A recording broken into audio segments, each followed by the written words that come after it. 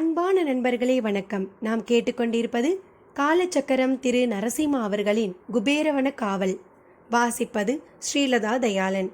போன பகுதியின் தொடர்ச்சியாக. சும்மா இருக்கும் போதே மிருகாவை சமாளிப்பது கடினம். இதில் ஒரு மனிதனை வசியப்படுத்தும் கருஞ்சாந்து வேறு கிடைத்துவிட்ட மிருகாவை புருஷ் எப்படி சமாளிப்பான்? அமுதன் தன் பெற்றோரை கண்டுபிடித்தானா? இனி கதைக்குள். மீண்டும் பள்ளியறைக்கு வந்த மிருகா யக்னத்தின் கையில் மருந்தை தடவுவது போல் அவன் நெற்றியில் கருஞ்சாந்தை தீற்றினாள். மிருகா, உன்னை கல்யாணம் பண்ணிக்கணும்னு நான் வேண்டாத தெய்வம் இல்லை. இங்கிலீஷ் தெரியாத என்ன நீ கல்யாணம் பண்ணிக்க மாட்டியோன்னு நினச்சேன். எப்படியோ நாம் ஒன்று சேர்ந்துட்டோம். இனிமே என்று பேசிக்கொண்டிருந்த யக்னம் திடீரென்று மௌனம் சாதித்தான். என்ன யக்னம், பேசுறத நிறுத்திட்டீங்க? கிணற்றுக்குள் இருந்து ஒலித்தது போல் அவன் குரல் ஒலித்தது. நான் யக்னமூர்த்தி இல்லை, நான் புருஷோத்தமன். நிஜமாவா? என் கண்ணுக்கு நீங்கள் யக்னமூர்த்தியாக தான் தெரியுறீங்க. இல்லை மிருகா, நான் புருஷோத்தமன். என்ன புருஷோத்தமனாக நினச்சிப்பாரு, நான் புருஷோத்தமனாக தெரிவேன். மிருகா அவனை நோக்கி நகர்ந்தாள். அவனது முகத்தை தன் இருக்கைகளால் ஏந்தி அவனை கூர்ந்து கவனித்தாள். இப்போது அவள் கண்களுக்கு அவன் புருஷோத்தமனாக தோன்றினான். புருஷ். மிருகா புருஷ் என்கின்ற புனை பெயரில் தனது திருமண வாழ்வில் முதல் அத்தியாயத்தை எழுத தொடங்கியிருந்தாள் மிருகா. இனி அவனை யக்ன புருஷனாக மாற்றிவிட்டிருந்தாள் மிருகா. நடு இரவில் ஒரு விருந்து. 1942 Chennai. Chennai Admiralty hall. Governor Arthur hope ஒரு பெரிய விருந்துக்கு ஏற்பாடு செய்திருந்தார். சர் வாகீசன், மிருகநயனானி இருவருமே முக்கிய விருந்தினர்கள் பட்டியலில் இடம்பெற்றிருந்தனர். தன்னை விசேஷமாக அலங்கரித்து கொண்டிருந்தாள் மிருகா. கருப்பு நிற பட்டுப்புடவையில் ஜொலித்தாள்.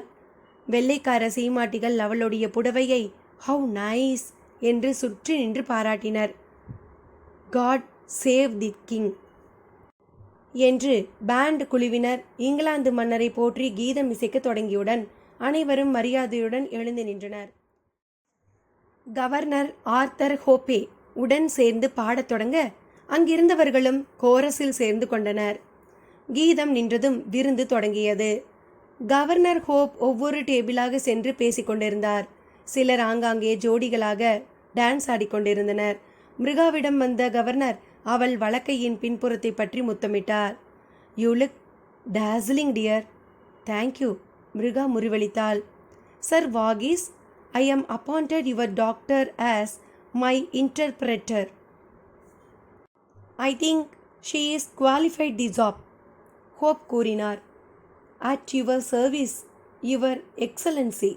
மிருகா தலையை பணிவுடன் தாழ்த்தினாள். கவர்னர் அடுத்த மேஜைக்கு போக வாகீசன் பூரிப்புடன் மிருகாவை பார்த்தார். இதுதான் ஹனி வாழ்க்கை. போயும் போயும் அந்த ட்ரிப்ளிகன் பையன் மேலே ஆசைப்பட்டியே என்று சொல்ல ஆரம்பித்தவர் தனது பூனை கண்களால் மிருகா உறுத்து பார்ப்பதை கண்டதும் அமைதியானார். இரவு முழுவதும் விருந்து நீண்டு கொண்டே போனது. இரவு மணி 12. சிலர் விடை பெற்று போக மிருகாவும் வாகீசனும் புறப்பட ஆயத்தமாயினர். கவர்னரிடம் விடை பெற்று கொண்டு அட்மிரால்டி ஹாலின் பிரம்மாண்டமான படிகளில் இறங்கினர். டிரைவர் கரிகாலன் காரை ஹாலின் பின்புறமாக நிறுத்தியிருந்தான். மிருகாவும் வாகீசனும் தங்கள் காரை தேடியபடி பின்புறமாக சென்றனர். அட்மிரால்டி ஹாலின் பின்புறம் இருந்து விஸ்தாரமான புல்வெளியில் நிறைய ஆங்கிலேயர்கள் குழுமியிருந்தனர். கூச்சலும் சிரிப்புமாக இருந்தவர்களிடையே திடீர் பரபரப்பு. ஒரு பெண் வீல் என்று அலறினாள். அன்று வைகுண்ட ஏகாதசி. திருவல்லிக்கேணியே தூங்காமல் நடு இரவில் பார்த்தசாரதி பெருமாள் மாட வீதிகளை வலம் வரும் நிகழ்ச்சிகளை எதிர்பார்த்து காத்திருந்தது. ஒவ்வொரு வீட்டின் முன்பும் பெரிய கோலம் போடப்பட்டிருந்தது. புருஷோத்தமன் கோவிலுக்கு சென்றிருந்தான். தேரடி தெருவில் இப்போது அவன் குடி வந்திருந்தான். வனஜா இறந்த பிறகு பழைய வீட்டில் இருக்க பிடிக்காமல் நண்பன் நாகராஜன் வீட்டு பக்கத்தில் ஒரு போர்ஷனை வாடகைக்கு எடுத்திருந்தான். தேரடி தெருவில் அனைவரும் பெருமாளின் வருகைக்காக காத்திருக்க அப்போது அந்த தெருவில் நுழைந்தது அந்த சாரட். ஒரு இந்திய சிப்பாயும் இன்னும் 2 ஆங்கிலேய சிப்பாய்களும் அந்த சாரட்டில் அமர்ந்திருக்க அது நேராக புருஷோத்தமன் குடியிருந்த வீட்டின் முன் வந்து நின்றது. வாசலில் நின்று கொண்டிருந்த ஜோத்சனாவை அவசரமாக அழைத்தனர் சிப்பாய்கள். Your services R required to governor. ஐயோ, குழந்தை உள்ள தனியா தூங்குறான். ஜோத்சனா மறுக்க, சிப்பாய்கள் அவள் பதற்றத்தை லட்சியம் செய்யாமல் அவளை தர தரவென்று இழுத்து கொண்டு போய் சாரட்டில் ஏற்றினார்கள். ஜோத்சனா அலற சாரட் அவசரமாக அங்கிருந்து பறந்தது. இந்த காட்சியை பார்த்து திகைத்து போன அக்கம்பக்கத்தினர் அதிர்ச்சியிலிருந்து மீண்டனர். என்ன இது அநியாயம், இவங்களை கேட்பாரே இல்லையா என்று சிறு முணுமுணுப்பாக கிளம்பியது கோபம். ஜோத்சனா அழகா இருக்காளோனோ, அதுதான் அவ கண்ணில் பட்டுட்டா. ஒரு பாட்டி விஷயத்தை திசை திருப்ப, அவ்வளவுதான் விஷயம் காட்டு தீயாக பரவியது. உலாவர இருந்த பெருமாளை மறந்த மாடவீதி வாசிகள் ஜோத்சனாவை சிப்பாய்கள் இழுத்து சென்றதை பற்றி கதை கதையாக பேசிக்கொண்டிருந்தனர். கோயிலில் இருந்து வந்த புருஷோத்தமன் அனைவரும் தன்னை ஒரு மாதிரியாக பார்ப்பதை கண்டதும் திகைத்து போனான். நாகராஜன் வந்து விவரத்தை கூற, பதைத்து போன புருஷோத்தமன் சைக்கிளில் அட்மைராலிட்டி ஹாலுக்கு விரைந்தான். மறுநாள் காலை திருவல்லிக்கேணி வீட்டு வாசலில் சாரட் வந்து நிற்க, ஜோத்சனா அதிலிருந்து இறங்கி தன் போர்ஷனை நோக்கி நடந்தாள். அவளுக்கு பெரும் அதிர்ச்சி. ஜோத்சனா என்று வாய் நிறைய கூப்பிடும் அக்கம்பக்கத்தினர் இவளை கண்டதும் முகத்தை திருப்பிக் கொண்டனர். சிலர் தங்கள் போர்ஷன் கதவை மூடிக்கொண்டனர். எதிர்பட்ட வீட்டுக்கார ஐயங்கார் இவள் முகத்தை ஏறெடுத்தும் கூட பார்க்காமல், இதோ பாரம்மா, அடுத்த மாசத்துக்குள்ள காலி பண்ணிடு என்றபடி திரும்பி பாராமல் நடந்தார். ஏன் இவர்கள் இப்படி நடந்து கொள்கிறார்கள் என்று புரியாமல் தன் போர்ஷனுக்குள் நுழைந்தவளுக்கு பெரும் அதிர்ச்சி காத்திருந்தது. வீட்டில் புருஷோத்தமன் இல்லை. குழந்தை ஆரா அமுதன் மட்டும் தனியாக அழுது கொண்டிருந்தான். விடை கேட்டான், விடை பெற்றாள். 1942 திருவல்லிக்கேணி. குழந்தை அமுதனுடன் ஜோத்சனா தன் அண்ணன் வரதன் வீட்டில் தஞ்சமடைந்து 1 வருடம் ஆகிவிட்டது. வெறும் வாயை மெல்லும் திருவல்லிக்கேணி வாசிகளுக்கு அவள் கிடைத்துவிட ஜோத்சனாவின் அன்றாட வாழ்க்கையை நரகமாக்கி விட்டார்கள். குழந்தை அமுதனுக்காக எல்லாவற்றையும் பொறுத்து கொண்டாள். புருஷோத்தமன் திரும்பி வருவான் என்று வழிமேல் விழி வைத்து காத்திருந்தாள். எப்படி வருவான்? அவன் மானஸ்தன். மன்னி பத்மாஷினி கூறிய வார்த்தைகள் ஊசி என அவள் இதயத்தை தைத்தன. குழந்தைக்காக பொறுமையை கடைபிடித்தாள். அம்மா, எனக்கு அப்பா கிடையாதா?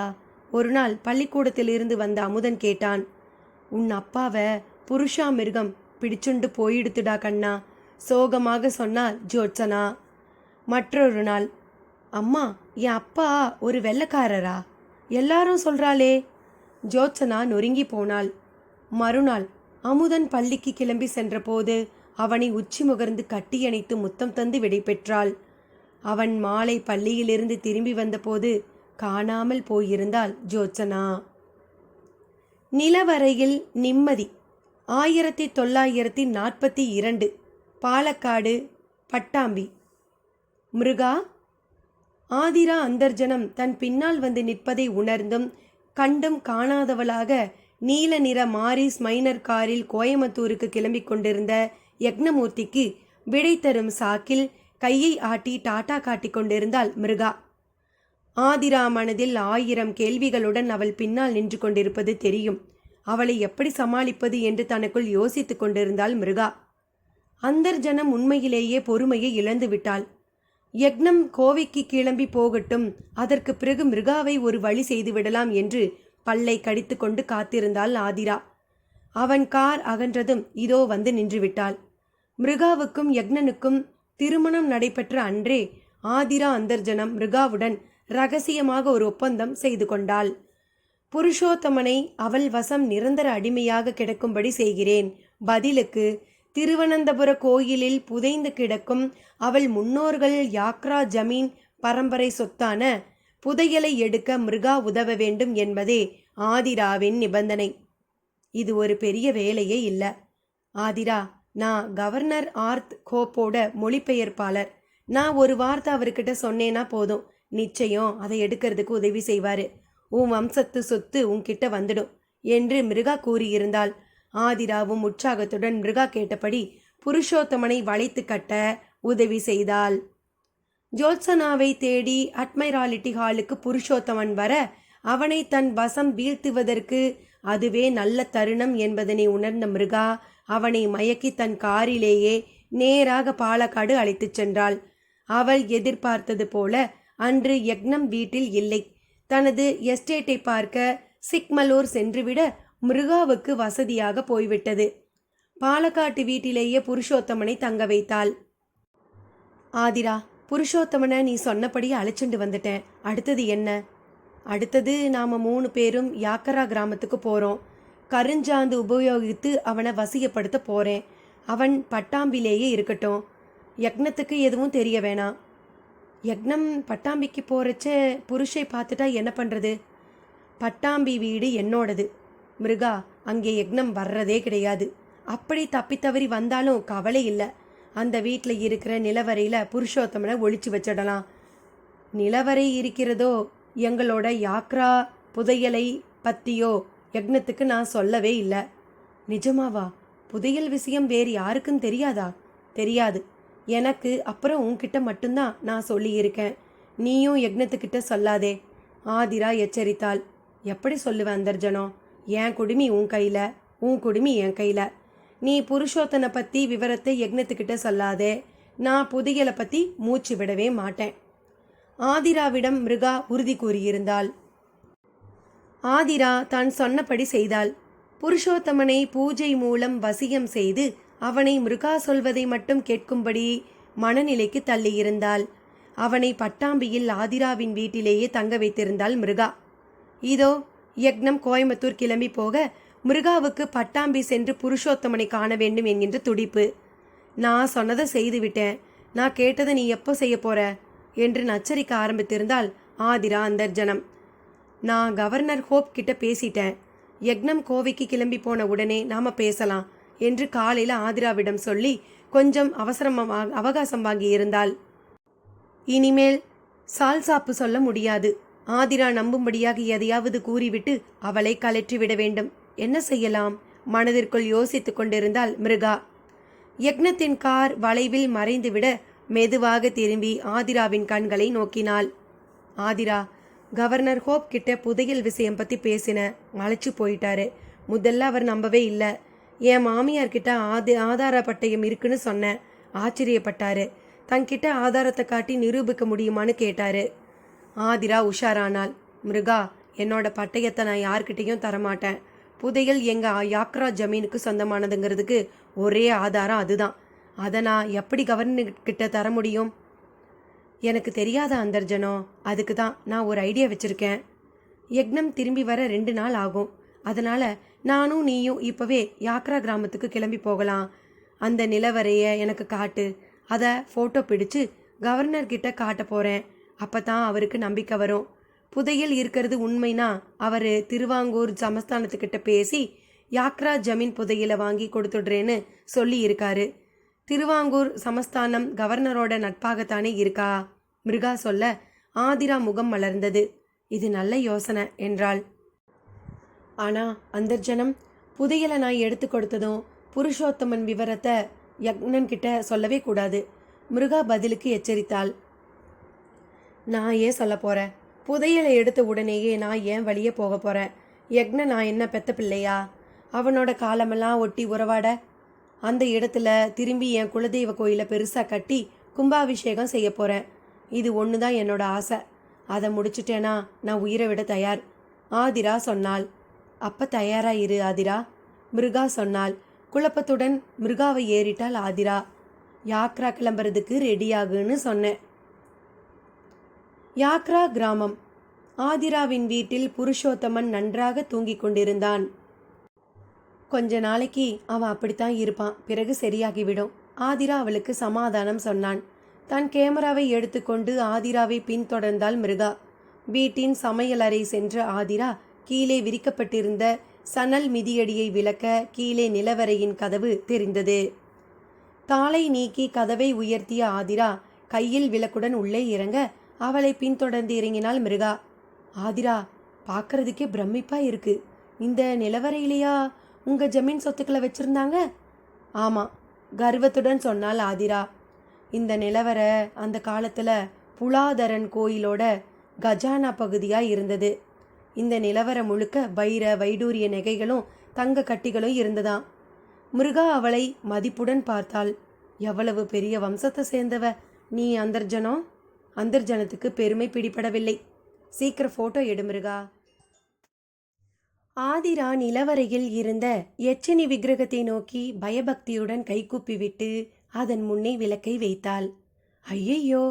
மிருகா தலையில் கை வைத்தாள். என்னாச்சு மிருகா? நிலவரை இருட்டா இருக்கும்னு நான் எதிர்பார்க்கல. ஃபோட்டோ எடுக்க ஃப்ளாஷ் இல்லாமல் வந்துட்டேன். மேலே ரூமில் இருக்கு, நான் போய் எடுத்துட்டு வந்துடுறேன் மிருகா சொன்னாள். சீக்கிரம் எடுத்துட்டு வா, அதுக்குள்ள நான் நிலவரையை பெருக்கிடுறேன். கையில் விளக்குமாறை எடுத்தபடி நிலவரையை கூட்ட ஆரம்பித்தாள் ஆதிரா. மெதுவாக நிலவரை படிகளில் ஏறிய மிருகாவின் உள்ளே மிருகம் விழித்து கொண்டது. நிலவரை இருப்பது யக்னம் உட்பட யாருக்குமே தெரியாது. புதையல் விஷயத்தை யாரிடமும் ஆதிரா கூறியிருக்கவில்லை. இப்போது ஆதிரா அந்தர்ஜனம் நிலவரையில் இருக்கிறாள். அவள் அதன் உள்ளே இருப்பது மிருகாவுக்கு மட்டும்தான் தெரியும். வெளி உலகிற்கு தெரியவே தெரியாது. புருஷோத்தமன் புதையல் எல்லாமே இவளுக்கு சேர வேண்டும் என்கின்ற போது அந்தர்ஜனம் எதற்கு நடுவில்? அந்தர்ஜனத்தை நிலவரையிலேயே அந்தர்ஜனமாக இருக்க செய்தால் என்ன? அடுத்த கணம், ஆம், அப்படிதான் செய்ய வேண்டும். ஆதிரா எங்கே என்று யக்னம் கேட்பான். எதையாவது கூறி சமாளித்து விடலாம். இனி அந்தர்ஜனம் இவள் வழியில் குறுக்கிடக்கூடாது. நிலவரையின் மேலே வந்தவள் சடார் என்று அதன் கதவை மூடி தாளிட்டு மீண்டும் சணல் மிதியடியை அதன் மீது பரத்தினாள். நிலவரை கதவு பெருத்த ஓசையுடன் மூடப்பட அந்த ஒளி ஆதிராவின் காதில் விழுந்தது. திகைப்புடன் படிகளை நோக்கினாள். மிருகா! பதில் இல்லை. பரபரப்புடன் படிகளில் ஏறினாள். நிலவரை கதவு மூடப்பட்டிருந்தது. ஆதிரா அஞ்சதனத்தின் உடல் சில்லிட்டது. மிருகே என்று மீண்டும் அழைத்தாள். மௌனம்தான் நிலவியது. மிருகா தன்னை முதுகில் குத்திவிட்டாள் என்பதனை புரிந்து கொள்வதற்கே ஆதிராவுக்கு அதிக நேரம் பிடித்திருந்தது. மிருகே, மிருகே என்று தொண்டை நீர் வளர கதவை தட்டி கொண்டிருந்தவள் இனி மிருகாவை நம்பி பயனில்லை என்கின்ற ஞானோதயம் ஏற்பட வேறு வழியின்றி யட்சினி விக்கிரகத்திடம் சரணடைய எண்ணி பயத்துடன் படிகளில் இறங்கினாள். யட்சினி விக்கிரகம் வைத்திருந்த இடத்திற்கு சென்றாள். பயபக்தியுடன் கைகூப்பினாள். அதிர்ந்து போய் நின்றிருந்தாள் ஆதிரா. யட்சினி விக்கிரகம் அவள் வைத்திருந்த இடத்தில் காணப்படவில்லை. அப்போதே மூச்சு திணற ஆரம்பித்தது ஆதிரா அந்தர்ஜனத்திற்கு. கல்விளக்கு 1957 சிதம்பரம். இதுதாண்டா அமுதா உன் கதை. நம்பாடுவான் சொல்லி முடிக்க கனத்த இதயத்துடன் உட்கார்ந்திருந்தான் அமுதன். அன்னைக்கு காணாம போன உன் அப்பாவை பத்தி அதுக்கப்புறம் எந்த தகவலும் இல்லை. நம்பாடுவான் கண்கள் கலங்கின. எப்படி வாழ்ந்த குடும்பம் இப்படி ஆயிடுத்து. அமுதன் மௌனம் சாதித்தான்.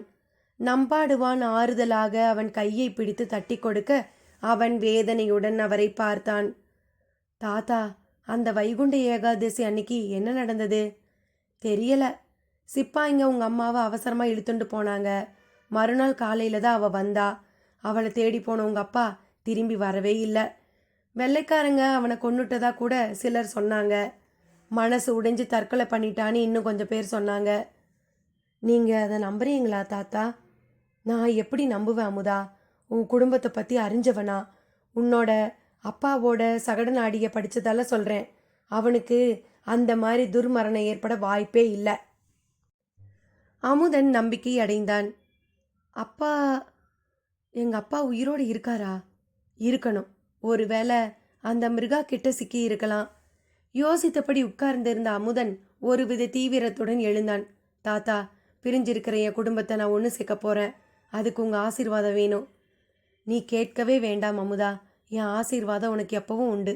உங்கள் அப்பா நாடிப்படி அவனுக்கு பிள்ளையால் விமோச்சனம் பிறக்க வாய்ப்பு இருக்குது. ஆனால் நீ முதல்ல தேட வேண்டியது அம்மாவை. நான் அம்மாவை எங்கே போய் தேடுறது? ஆதாரத்துடன் அவனை தட்டி கொடுத்தார் நம்பாடுவான். நீ செய்ய போகிறது பெரிய யுத்தம். ஜென்மாந்தரங்களா உன் அப்பாவை துரத்துற யட்சினியோட மோத போற. அவ ரொம்ப ஆபத்தானவ. அவளோட மோதருக்கு முன்னாடி நீ உன்னை ஆயத்தப்படுத்திக்கோ. எப்படி தாத்தா பண்ணுறது? அதுக்கு ஏதாவது பூஜை பண்ணணுமா? நம்பாடுவான் சிரித்தார். பூஜையெல்லாம் செய்ய வேண்டாம். நீ பண்ணுற காயத்ரி ஜபமே உன்னை காப்பாற்றும். நான் சொல்ல வந்ததே வேற. இப்போ நீ 16 வயசு குமர. உனக்கு பொண்ணுங்க மேலே ஈடுபாடு உண்டாகிற பருவம். அவங்களோட உறவுக்காக மனசு ஏங்கும். மனசை நீ கட்டுப்படுத்து. உன் அப்பாவை பிடிச்சு வச்சிருக்கிற மிருகா மதன பயங்கரி வகையை சேர்ந்தவ. சல்லாபமே அவ ஆயுதம். அதை முறியடிக்கிற ஒரே ஆயுதம் உனது பிரம்மச்சரியந்தான். உனக்கு புரியும்னு நினைக்கிறேன். உங்கள் அப்பாவை அவகிட்ட இருந்து மீட்டு உங்கள் அம்மா கிட்ட ஒப்படைக்கிற வரைக்கும் நீ எந்த பெண்ணோடையும் உறவு வச்சுக்க கூடாது. பாம்பு தனது விஷத்தை கக்காம தேக்கி வச்சா அது நாளடைவில் மாணிக்க கல்லாம் ஆயிடுறது போல உன் இந்திரிய சக்தியை தேக்கி வச்சேனா ஒப்பில்லாத பிரம்மச்சரிய சக்தி உனக்கு கிடைக்கும். மதன பயங்கரி பயப்படும் ஒரே சக்தி பிரம்மச்சரிய சக்தி. அதை கடைப்பிடி. சரி தாத்தா. உறுதி முகத்தில் கொப்பளிக்க தலையாட்டினான். அமுதன். நம்பாடுவான் அவனை அன்புடன் பார்த்தார். அது சுலபம் இல்ல அமுதா. பிரம்மச்சரியம் கடைப்பிடிக்கிறது ரொம்ப கஷ்டம். கோபம் வரும், சிந்தை கலங்கும், போர்க்குணம் பெருகும், இலக்கை அடைய விடாம புத்தி பேதலிக்கும். எல்லாத்தையும் சமாளிக்கணும். எல்லாத்தையும் விட இந்த எச்சினி நீ புருஷோத்தமனை காப்பாற்ற வருவேன்னு தெரிஞ்சிட்டா உன்னை அவ குறி வைப்பா. நீ ரொம்ப ஜாக்கிரதையா இருக்கணும். உன்னை காப்பாற்ற போற ஒரே ஆயுதம் உன்னோட கட்டுப்பாடு தான். நம்பாடுவான் எச்சரித்தார். தாத்தா, உடனடியா நான் என்ன செய்யணும்? நம்பாடுவான் அவன் நெற்றியில் கை வைத்தார். மூலத்தில் உதித்த மைந்தா கேள். இலக்கொன்று உனக்குண்டு கான். ஆழகால நஞ்சாய் காமமிலக்கி உன் அத்தனை அபகரித்தாள் அவள். குளையறுக்க காலமுண்டு நீ அறிவாய். நலமுண்டது வரை நான் உரைப்பேன். பிராயங்கள் கழிய காத்திருப்பாய். என்ன சொல்றீங்க தாத்தா? யட்சினியோட மோதுறதுக்கு இன்னும் காலம் இருக்கு அமுதா. அதுக்குள்ள உன் அறிவை வளர்த்துக்கோ.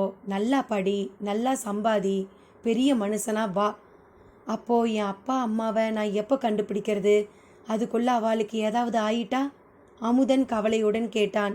பயப்படாத, அவங்க நிச்சயம் உயிரோட தான் இருக்காங்க. அவங்களுக்கு ஒன்றும் ஆகாது.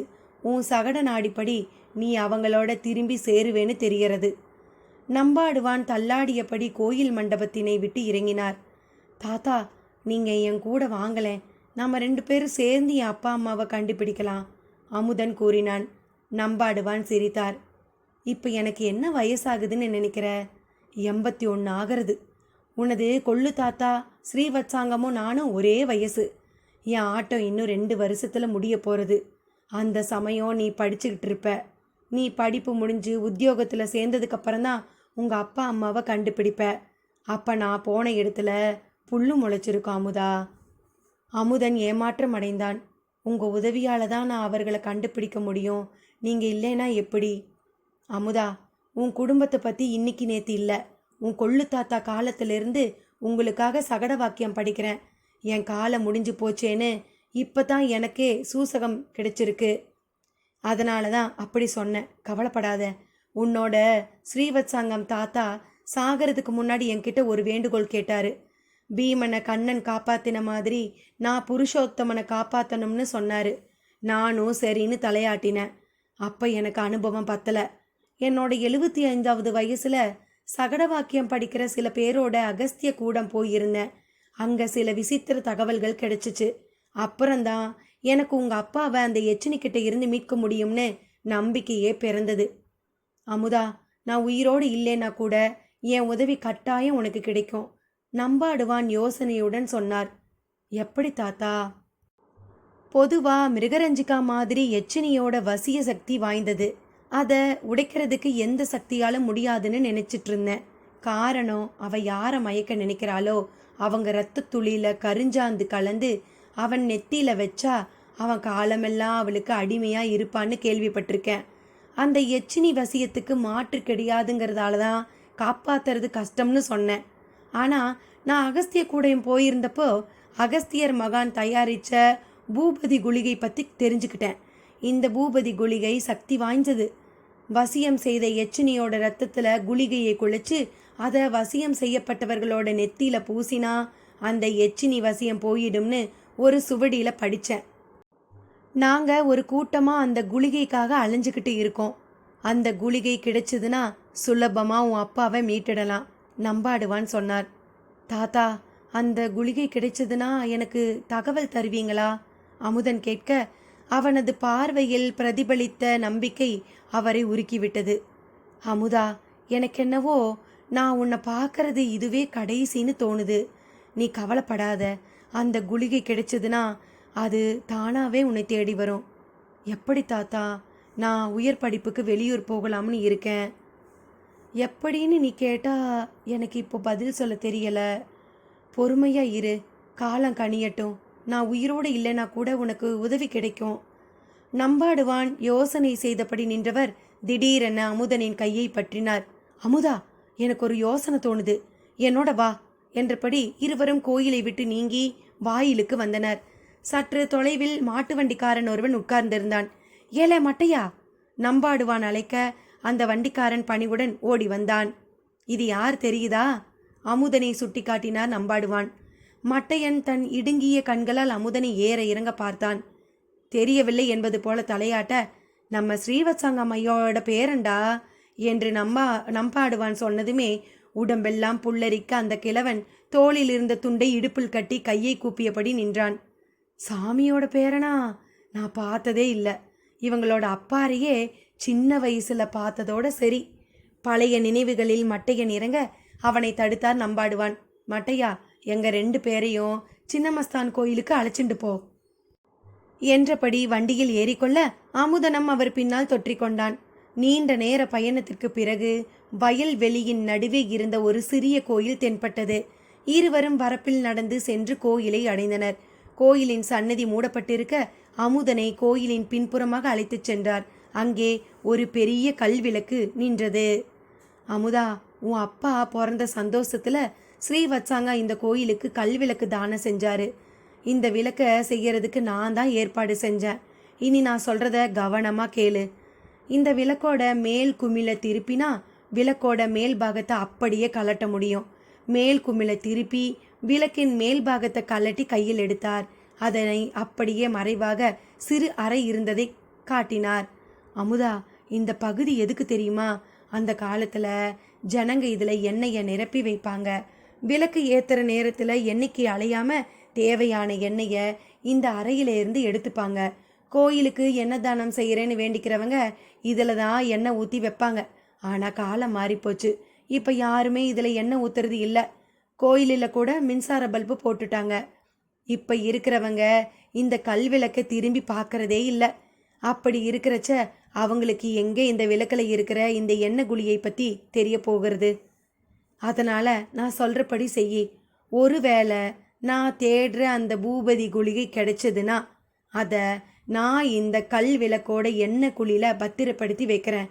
கிடைச்சாதான், பிராப்தம் இருந்தால் நிச்சயம் கிடைக்கும்.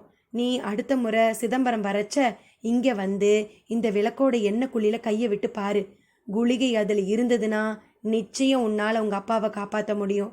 அப்படி குளிகை இல்லைனா அப்பவும் உன்னால் உங்கள் அப்பாவை காப்பாற்ற முடியும்.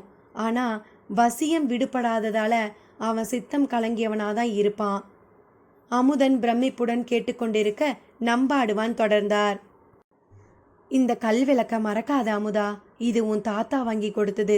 இந்த விளக்கு தான் உன் குடும்பத்தை ஒன்று சேர்க்க போகுது என்றவர் அமுதன் தலையில் தன் கையை வைத்து ஆசீர்வதித்தார். நேரமாச்சு, கிளம்பி சத்திரத்துக்கு போ. உன் மாமா தேட போறாரு. ஏல மட்டையா, தம்பியை அழைச்சிக்கிட்டு போய் சன்னதி தெரு சத்திரத்தில் விட்டுடு என்று உத்தரவிட்டார் நம்பாடுவான். பின் காலில் விழுந்து வணங்கிய அமுதன் மட்டையனுடன் நடந்தான். தன் நண்பன் ஸ்ரீவத்சாங்கத்தின் கொள்ளுப்பேரன் அமுதன் ஏராளமான நம்பிக்கைகளோடும் கனவுகளோடும் செல்வதை கண்கள் பணிக்க பார்த்து கொண்டிருந்தார் நம்பாடுவான். அடுத்த 2 வருடங்களில் நம்பாடுவானின் மரண செய்தி அவன் மாமா மூலமாக அமுதனுக்கு கிடைத்தது. தீபகற்பம் 1967 London, university of London. Matilda tutor தனது காரை லண்டன் பல்கலைக்கழகத்தின் தொல்பொருள் துறையில் பார்க்கிங் ஏரியாவில் நிறுத்த அதிலிருந்து முதலில் நந்தனா இறங்கினாள். பின்னால் இருவரும் பைகளையும் சுமந்தபடி மாட்டில்டா இறங்க நந்தனா ஓடிச் சென்று தன் பையை வாங்கி கொண்டாள். தங்க நிறத்தில் தகதகத்த தன் தலைமுடியை கோதியபடி நந்தனாவுடன் நடந்தாள் மாட்டில்டா. Nand, will professor Arai Muthan agree to my request? Nandana கலகலவென்று சிரித்தாள். கடவுளே, அவரு அரை முத்தன் இல்ல mad, Aaraav Amudhan. Meaning nectar honey. Arai Muthan ஒரு முறை உச்சரித்து பார்த்தாள் மாட். நீ உச்சரிக்கிற விதம் டேமேஜிங்காக இருக்கு. நீ வேணும்னா பாரேன், ப்ரொஃபஸர் நம்ம 2 பேரையும் கெட் லாஸ்ட்னு சொல்ல போறார். No, I know. மாட் சிரித்தாள். நந்தனா தன் ஃபைலில் பத்திரப்படுத்தியிருந்த ப்ரொஃபஸர் டொனால்டு ஸ்டூவர்ட்டின் சிபாரிசு கடிதம் இருக்கிறதா என்று ஒரு தரம் தடவி பார்த்தாள். பில்பெக் கல்லூரியில் நந்தனா, மாட் இருவருமே புராதன சரித்திரத்தை படித்து வந்தனர். அவர்களுடைய ப்ரொஃபஸர் தான் டொனால்ட் ஸ்டூவர்ட். இந்தியாவை பற்றியும் அதன் தொன்மையான கலாச்சாரத்தை பற்றியும் படித்த மாட்டில்டாவுக்கு பிரமிப்பாக இருந்தது. இந்தியாவை பற்றி ஒரு டாக்குமெண்ட்ரி தயாரிக்க வேண்டும் என்று பில்பெக் கல்லூரியில் பிபிசி நிறுவனத்துக்கும் ஒப்பந்தம் ஏற்பட மாட்டில்டா தான் உடனடியாக அனைவரின் கவனத்திற்கும் வந்தாள். ப்ரொஃபஸர் அமுதன் லண்டன் யூனிவர்சிட்டியில் தொல்பொருள் கல்லூரியின் விரிவுரையாளராக பணியாற்றி வந்தான். திடீரென தனது வேலையை ராஜினாமா செய்துவிட்டு இந்தியாவுக்கே திரும்ப முடிவு செய்துவிட்டதாக தகவல் வர யூனிவர்சிட்டி அவனது மனதை மாற்ற முயன்று தோல்வியுற்றது. இந்த தகவலை அறிந்த டொனால்ட் ஸ்டூவர்ட் அந்த யோசனை சொன்னார். இந்தியாவை பற்றிய டாக்குமெண்ட்ரி தயாரிப்பதற்கு மாட்டில்டா ப்ரொஃபஸர் அமுதனின் உதவியை நாட வேண்டும் என்று முடிவு செய்தார். மாட்டில்டாவுக்கு டாக்குமெண்ட்ரி தயாரிப்பதில் உதவுமாறு தன் கைப்பட அமுதனுக்கு கடிதம் எழுதினார். அந்த கடிதத்தை சுமந்து கொண்டுதான் இருவரும் ப்ரொஃபஸர் அமுதனை காண சென்று கொண்டு இருந்தனர். இருவருமே பில்பேக் கல்லூரியில் படிப்பதால் லண்டன் பல்கலைக்கழகத்திற்கு, குறிப்பாக தொல்பொருள் துறைக்கு முன்பு வந்தது கிடையாது. அமுதன் என்கின்ற போர்டை தாங்கி நின்ற கதவை தள்ளியவர்கள், எக்ஸ்கியூஸ் மீ ப்ரொஃபஸர் என்று கோரஸாக சொன்னவர்கள் திகைத்து நின்றனர். உள்ளே ப்ரொஃபஸர் இல்லை, யாரோ ஒரு மாணவன், ஏதோ ஒரு புத்தகத்தை படித்து கொண்டிருந்தவன் இவர்களை ஏறிட்டு பார்த்தான். ப்ரொஃபஸர் இல்லையா? எஸ், ஐ ஆம் ப்ரொஃபஸர் ஆராவ் அமுதன். தன் கையில் இருந்த புத்தகத்தை மூடியபடி அவன் கூற, நந்தனாவும் மட்டில்டாவும் திகைத்து போய் நின்றனர். இவனா ப்ரொஃபஸர் அமுதன்? வழுக்கை தலை, விளக்கொளியில் தகதகக்க, சோடா புட்டி கண்ணாடி அணிந்து, பட்டை வைத்த பேண்ட் அணிந்து, வாயில் பை புகித்தபடி ஒரு நபரை எதிர்பார்த்திருந்த இருவரும் அவனை கண்டு குழம்பி போனார்கள். இளமையும் வாலிபமும் கூட்டணி அமைத்து அவன் நெடிய தேகத்தை கவர்ச்சிகரமாக அமைத்திருக்க, அந்த கவர்ச்சியை கம்பீரமான ஆடைகளால் மறைத்திருந்தான். அமைதியான முகம் அவனது மேதாவித்தனத்தை பறைசாற்றியது. Please take your seat. அவனது கம்பீரமான குரலில் சொக்கி போனார்கள் இருவரும். உங்களுக்கு என்ன வேணும்? மரியாதையுடன் கேட்டான். நந்தனா நீட்டிய கடிதத்தை வாங்கிய மாட் அதை அமுதனிடம் கொடுக்க, அவன் அதை பிரித்து படித்தான். சற்று நேரம் அந்த கடிதத்தையே வெறித்து பார்த்தவன் ஓகே என்றபடி அதை மடித்தான். Thank you professor. மகிழ்ச்சியோடு இருவரும் எழுந்து கொள்ள, வெயிட் என்று அவர்களை கையமர்த்தியவன் இன்டர்காமில் 3 காபி ஆர்டர் செய்தான். அமுதன் பார்வை மாட்டில்டா பக்கத்தில் அமர்ந்திருந்த நந்தனாவின் மீது படர்ந்தது. அவன் கண்கள் வியர்ப்பில் ஆழ்ந்தின. லண்டனில் இந்திய கலாச்சாரத்திற்கு தகுந்தபடி தன்னை அலங்கரித்து கொண்டிருந்த பெண்ணை முதன் முறையாக பார்க்கிறான். லண்டனில் இந்திய பெண்கள் குறைவு. அப்படி அங்கு வசித்த பெண்களும் பெரும்பாலும் கூட வட இந்தியாவை சேர்ந்தவர்கள்தான். ஒரு தென்னிந்திய பெண், குறிப்பாக தமிழ் பேசும் பெண்ணை பார்த்ததுமே அவன் மனம் துள்ளாட்டம் போட்டது. அவளது வெண்மை நிறத்தை எடுத்து காட்டும் நேவி ப்ளூ சேலை, காதில் தங்க வளையங்கள், தலைமுடியை இரட்டை பின்னல்களாக போட்டு ஒற்றை முன்புறம் மற்றொன்றை பின்புறமாக விட்டிருந்தாள். ஆடம்பரமில்லாத அலங்காரம், ஆர்ப்பாட்டமில்லாத அழகு, பளிச்சென்று இருந்த அந்த பெண் உடனடியாக அமுதனை ஈர்த்துவிட்டாள். இவங்க பேச மாட்டாங்களா? அமுதன் நந்தனாவை சுட்டிக்காட்டி மட்டில்டாவிடம் கேட்டான்.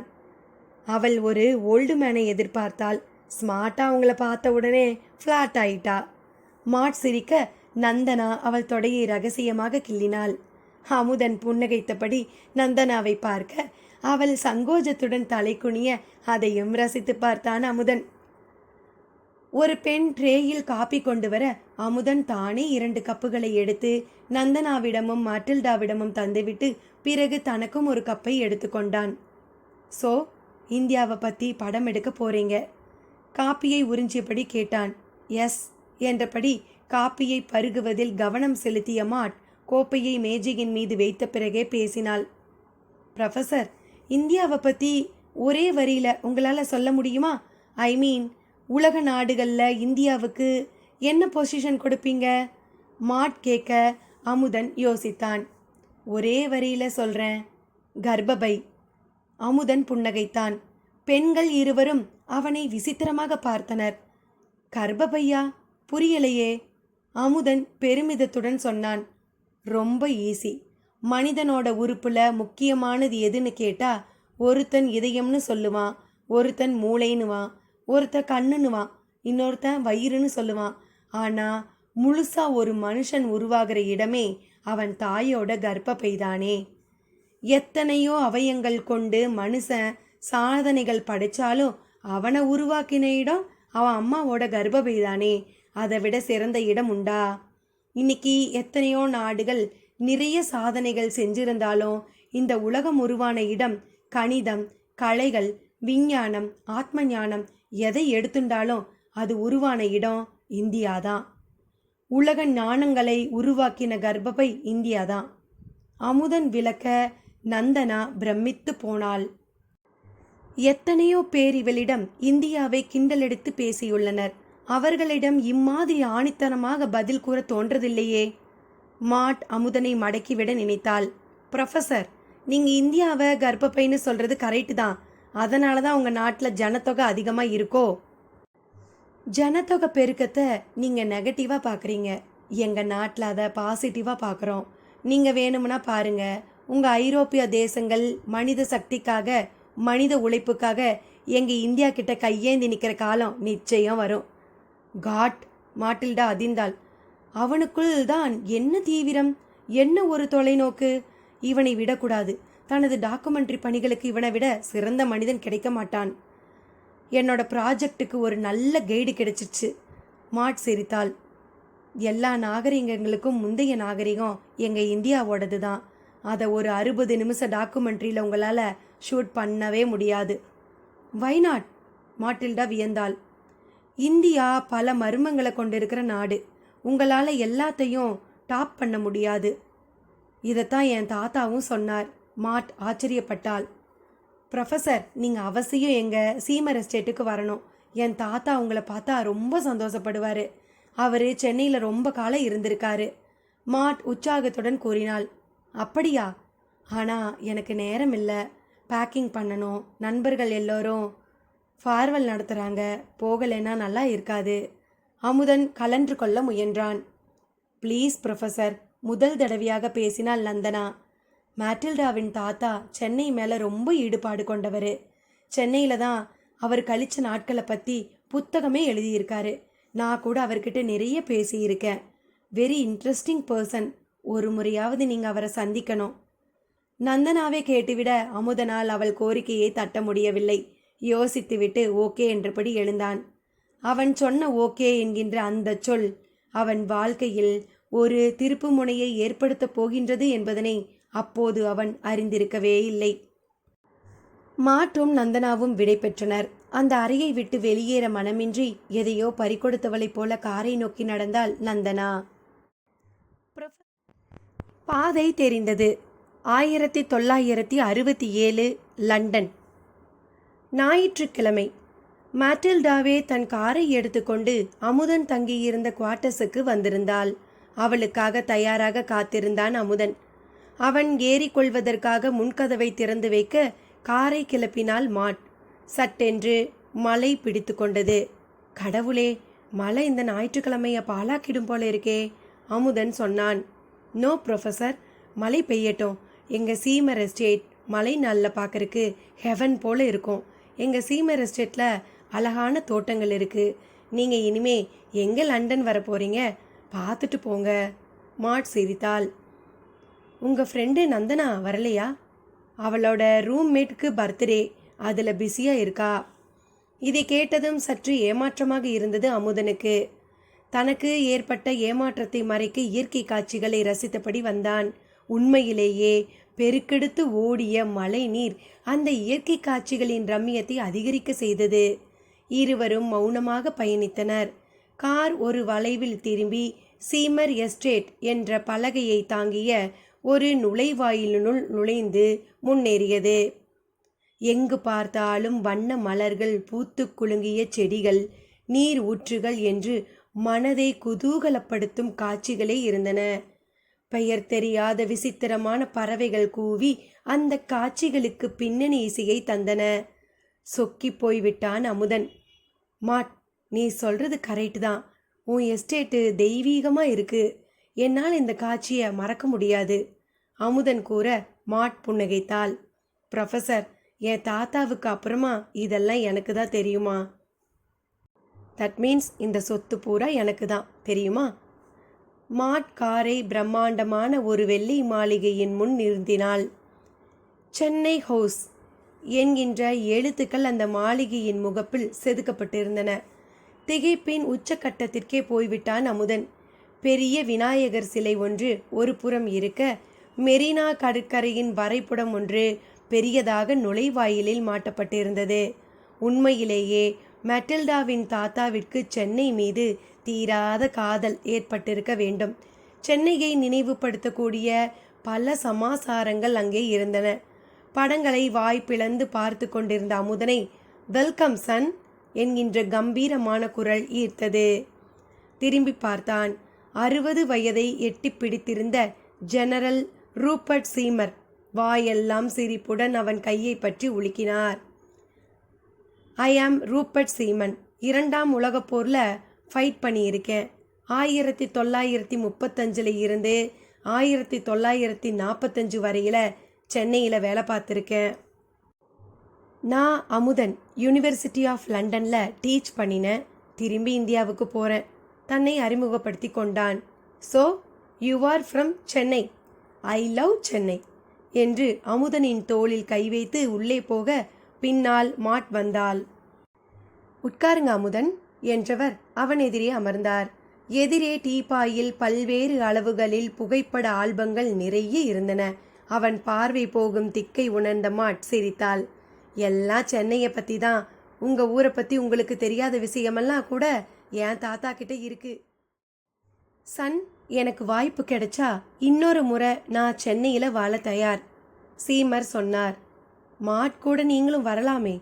இல்லை சன், தலையசைத்து மறுத்தார் ரூபர்ட். நான் பார்த்த சென்னை சொர்க்கம். அதை என்னால் மறக்க முடியாது. இப்போ நான் சென்னைக்கு வந்து அந்த பழைய காட்சிகளை பார்க்க முடியலனா மனசு கஷ்டப்படும். சுதந்திர இந்தியா தன்னோட பழமையை புறக்கணிக்கிறதா கேள்விப்படுறேன். அதை நான் விரும்பலை. அதனால தான் சென்னை வர விரும்பலை. அமுதன் அதிசயத்தான். சென்னையின் மீது இப்படி ஒரு தாக்கமா? நான் சென்னையில் வசித்த காலம்தான் என் வாழ்க்கையில் இனிமையான நாட்கள். என் மகள் பியூலாவும் அவள் ஹஸ்பண்ட் டியூடரும் பிளேன் கிராஷில் இருந்தது தான் என் வாழ்க்கையில் சோகமான நாட்கள். அந்த சோகமான நாட்களை சென்னை பற்றிய நினைவுகள் தான் மறக்க வைக்குது. என்னை இப்போ உயிர் வாழ வைக்கிற விஷயங்கள் 2. 1 என் பேத்தி மாட், 2 சென்னை. இப்போ தெரியுதா நான் ஏன் இந்தியாவை பற்றி டாக்குமெண்ட்ரி எடுக்கிறேன்னு? சென்னையை பற்றி பேசி பேசியே என்னை தாத்தா வளர்த்தாரு. இட்லி சாம்பார் டிப்ளிகன் மூர் மார்க்கெட்டுன்னு இதெல்லாம் எனக்கு தெரிஞ்ச சமாச்சாரங்கள் மாட் சொன்னாள்.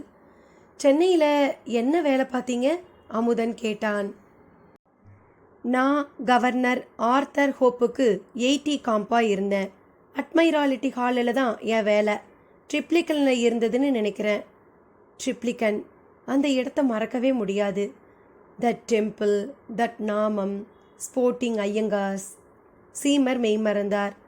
அமுதன் பெருமையுடன் சொன்னார். ஜெனரல் சீமர், என் அப்பா அம்மா கூட ட்ரிப்ளிகனில் தான் இருந்தாங்க. இப்போ என் மாமா கூட அங்கே தான் இருக்கார்.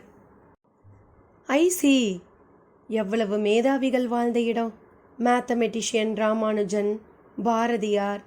சீமர் உணர்ச்சியுடன் கூறினார். அமுதனுக்கு திடீரென்று நம்பாடுவான் கூறிய சம்பவங்கள் நினைவுக்கு வந்தன. அவனுடைய அழகிய அம்மாவை சிப்பாய்கள் அட்மைராலிட்டி ஹாலுக்கு தானே கடத்தி சென்றனர். உடனே மனம் பாரமாகியது. இந்த சீமர் அந்த சமயத்தில் அங்கே இருந்திருப்பாரா?